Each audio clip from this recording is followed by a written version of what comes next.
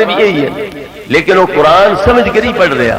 وہ شکر دا کلمہ سمجھ کے پڑھ رہا ہے، لہذا وہ دے واسطے جائز ہو گیا۔ تو الحمد شریف پڑھنا قرآن سمجھ کے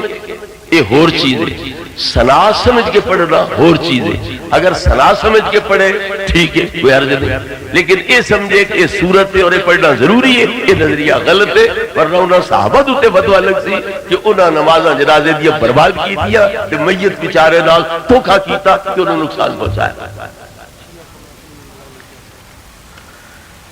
شیعہ ہوئے، کوئی خارجی ہوئے، اہل بیت کے دشمن ہوں، صحابہ کرام دے دشمن ہوں، کسے نال بھی محبت پیار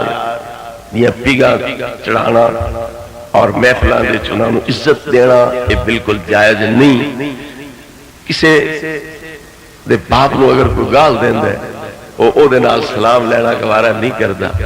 او دے نال مل کے بہنا گوارا نہیں کردا، لیکن کوئی نبی پاک دی گستاخی کرے، کوئی اہل بیت کرام دی گستاخی کرے، کوئی اولیاء کرام دی گستاخی کرے، او بھائی بھائی بنے ودے ہوں، یار بیلی بنے ودے ہوں، مطلب غیرت کوئی نہ ہوئی نہ کہ یہ دشمن ہیں، گستاخ ہیں نبی پاک دے، اہل بیت دے، صحابہ کرام دے یا اولیاء کرام دے، تو باپ نال زیادہ محبت ہو، باپ دا احترام زیادہ ہو گیا، انہاں پاک ہستیاں دا احترام گھٹ گیا تو مسلمانی دا دعویٰ کس منہ نال کر سکتا۔ اس واسطے یہ جائے لوکاں نال قطعاً کوئی واسطہ نہیں رکھیا جا سکتا۔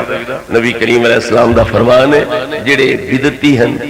باوے اہل بیت دے دشمن، باوے صحابہ دے دشمن، باوے ولیاں دے دشمن، باوے نبی پاک دے، تو انہاں نال نہ تسی مل کے کھاؤ نہ بیٹھو، لا تواکلوہم ولا تشاربوہم ولا تجالسوہم، نہ مل کے کھاؤ نہ پیو نہ بیٹھو نہ مرن تے انہاں دا جنازہ پڑھو۔ نبی کریم علیہ السلام نے روک دی۔